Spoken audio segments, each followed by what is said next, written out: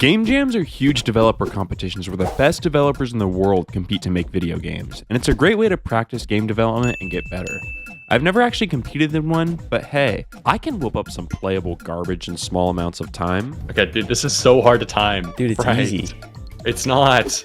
So I decided to participate in Bracky's Game Jam, which is a very popular game jam where you make a game in only 1 week. Game jams always release a theme that developers have to make their game around to ensure that the game was actually made for the competition, and people participating in the jam get to vote on the theme. One of the options was nothing can go wrong, and I thought that would make the game a lot more violent and messed up. So that's the theme I voted for, and it actually won. So when the game jam started, I wrote down all of my ideas on a piece of paper and came up with a game where you have to pack a skydiver's parachute, and if you pack it wrong, the skydiver dies. And I thought this was a great idea for a game to make in 1 week. So for day 1 of the game jam, I made a planning board and Milanote and began working on the mechanics of the game. To construct a parachute, you need a lot of different materials, and so I decided to simplify what you needed to get. Silk from gathering silkworms, backpack straps for sewing them onto a backpack, and cotton you can gather from cotton plants. I found out that gathering materials to make a parachute wouldn't really make for a fun game, so I decided that each material you had to gather could be gathered by completing small arcade mini games, and then assembled in a crafting menu.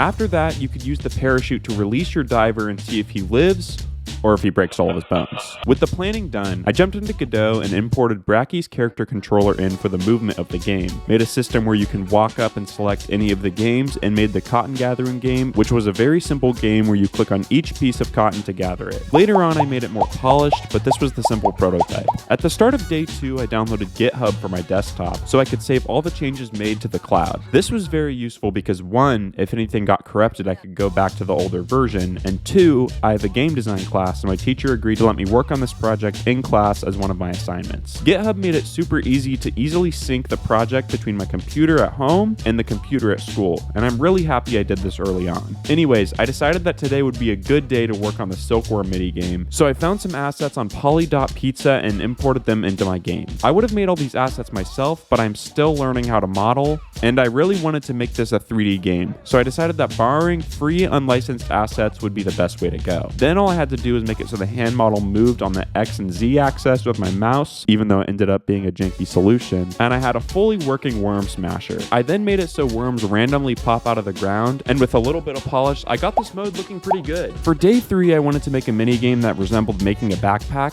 so I came up with an idea where you would have to sew backpack straps onto a backpack, and the more accurate and straight the straps are, the better quality of backpack you would get. So I watched a tutorial on how to create ropes in Godot, and I set anchors for different sections of the rope, which could be clicked on to sew onto the backpack. When you staple down a section of the backpack, the rest of the rope would sway, and you would have to time it so the strap would be stapled down straight. I then assigned an accuracy rating based around the rotation of the backpack, so the straighter the rope, the higher the accuracy you could get. And here's how the rope game turned out.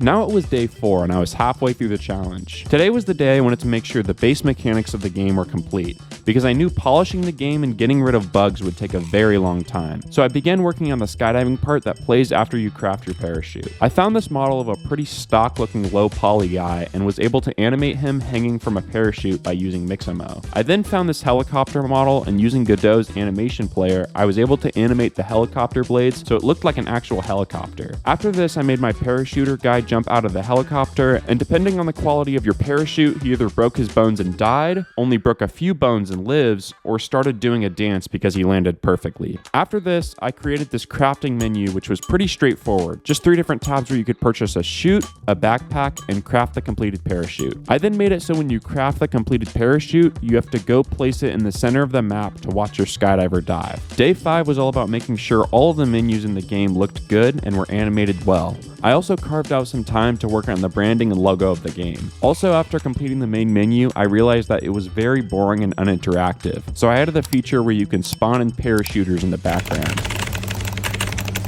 And not everyone has a great computer, so I added a little checkbox so you can turn off all the fancy lighting and effects. Day 6 was a big graphics day. I wanted to make sure my game looked good and stylistically unique, so I made the room you could craft stuff in a cool blend of all the environments you would have to go to craft stuff, and this is how it turned out. I also added a speedrun timer at the top, and when you complete the game, it tells you your time. This provides an incentive to keep playing after you craft the best parachute. We were on the final day and the game was almost perfect, but there was tons of bug fixes and tweaks I needed to make to the game to make it perfect. I added dynamic sound effects, particles, a custom cursor, anti-aliasing, as well as a big arrow that points to where you need to place the backpack when you craft it. I then worked on the itch.io page and submitted the game.